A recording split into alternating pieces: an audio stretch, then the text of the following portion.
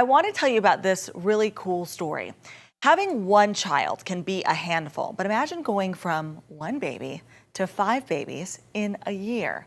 That is the story of this Tampa Bay area family whose gender reveal for their quadruplets went viral on TikTok. You can see the video here and the dad's face there. The baby's original due date was supposed to be this week, but they were born 3 months early in March. They've been at the NICU at Tampa General Hospital ever since. I sat down with this mom who already has now a 2.5-year-old at home, and she walks us through this life-changing moment. Now, in case you didn't pick up on the 4 boxes, there are 4 boxes because we're having 4 babies. It's a viral gender reveal that shocked the internet and Raquel Tolver's family and loved ones. But if you asked Raquel a couple of years ago, kids really weren't her thing. I wasn't like, oh, I can't wait to have kids. I wasn't opposed to it either. It was more of like, if it happens, great. If it doesn't happen, it's okay too. My husband has always wanted to be a father. But getting pregnant for Raquel was tough. After a year of trying, during the height of the pandemic, she and her husband Darius had a baby boy. We were the first on both sides of our families. Knowing how hard it was to conceive, they decided to try soon after for a sibling. So our chances of getting pregnant was less than 10%. And that day when we went to the appointment, doctors said, hey, I just want you to know, don't be disappointed. Against the odds, they found out they were pregnant with 4 babies. Oh, I was freaking out.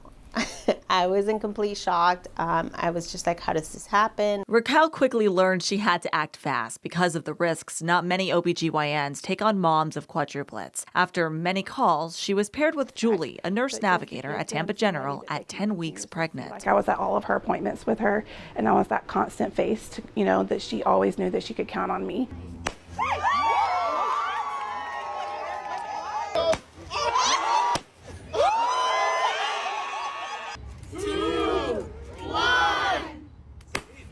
As the checkups continued, Raquel was told the likeliness of all babies surviving was slim. She made a connection with a resident doctor at Tampa General who gave her hope. That led to a lot of conversations, daily decisions that she had to make. And we were sort of like the facilitators of that process to make sure that we met her needs and her desires. And along that process, the relationship just kind of builds up and you build trust that way. Raquel also learned she'd have to deliver the babies 3 months early. And when it was go time, she was adamant the people who guided her through were in the room. I refused to give birth until my doctor was here. And so that's when they called me. They're like, hey, she's not going to give birth until you get here.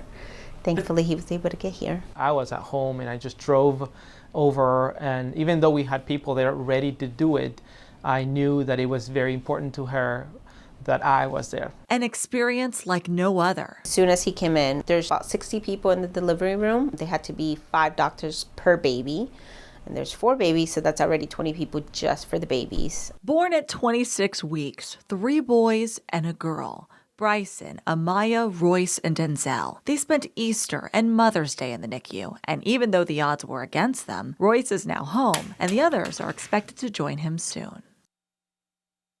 How incredible, right? We're told all of the babies could be home within the next 3 weeks, just filling up these little swings that you see here. Baby Royce is already in there right now.